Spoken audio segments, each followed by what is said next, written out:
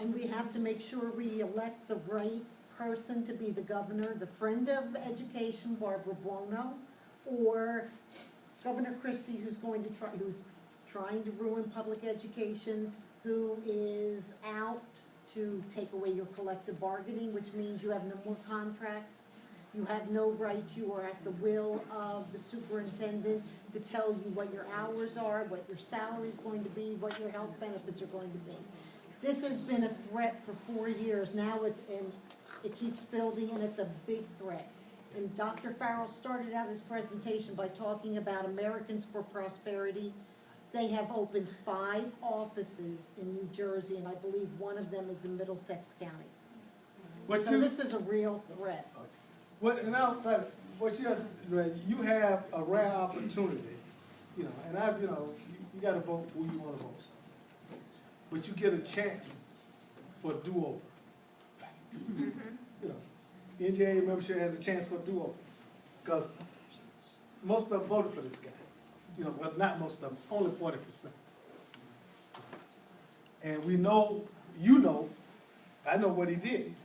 And so now, you have to vote and make a decision like your professional lives depend on it, because they do.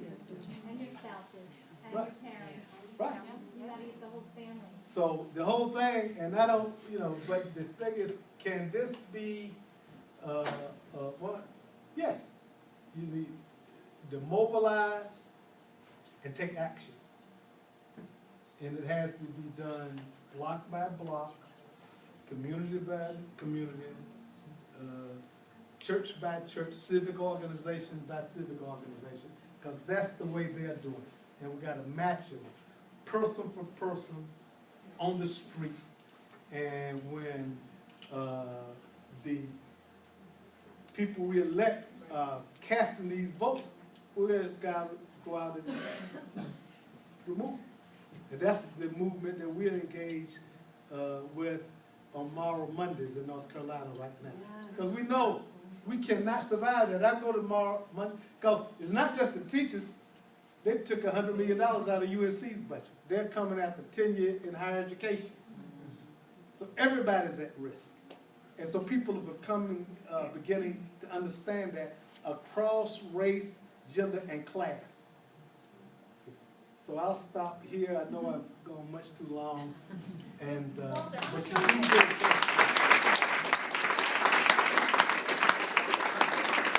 How much money was snuck into TFA when the government reopened? You said what? How much money was snuck into the budget federally when the government reopened for TFA, Teach for America? Oh, more than $40 million. Because everybody's looking this way, and they're going this way. They have tentacles. That's why they were so happy with Cory Booker's election. Because Steve Lonergan, they would have been happy, but he's a wild man. And they thought that he would have made some statements or done some things that they did. But Cory Booker knows that he will handle it in a different way. Like he didn't mention education at all during the campaign. Yes. I think it's important for everyone to realize that this new evaluation system is just one of those tentacles. Right. It is the thing that is impacting your classroom the most, but it is something that is, born of this very large systemic issue and this plan to privatize the entire system. And I think people really need to make that connection. Oh, absolutely. Between what is happening in their classes, what their supervisors are putting in their observations, what principals are saying, bringing in this guy Fitzpatrick from the DOE, which was such a sham. This kind of stuff is a direct result of this very large system. And many of those guys, and I'm glad you brought that up, I didn't want to just criticize, but Patrick is auditioning. They're being on loan from here to the State Department. That's an audition. And if you do a good job, then you can move into some of these broad superintendencies. That's one of the guys that we can do business with, because you don't need any credentials.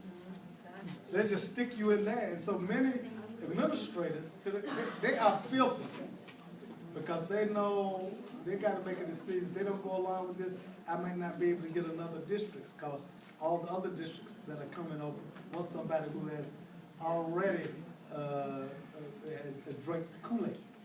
So they are trying to change their perspective on education for employment. But their thing is to not reform, but to dismantle public education. And as you indicated, all of these things are linked together. You know, they have put such pressure on teachers, and they brought them all down at once in North Carolina because they could. Could you? Oh, by all means, more could you questions, just- please. They're looking for hope. Could you just talk a little about how they're fighting back in Montclair?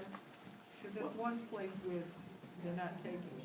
Oh, yeah, in Montclair, they, going after Superintendent Daly, the, 2 board meetings ago, they always had, for decades, had a time on the agenda for the president of the Montclair Education Association to come up and discuss issues, raise questions. She was raising such questions.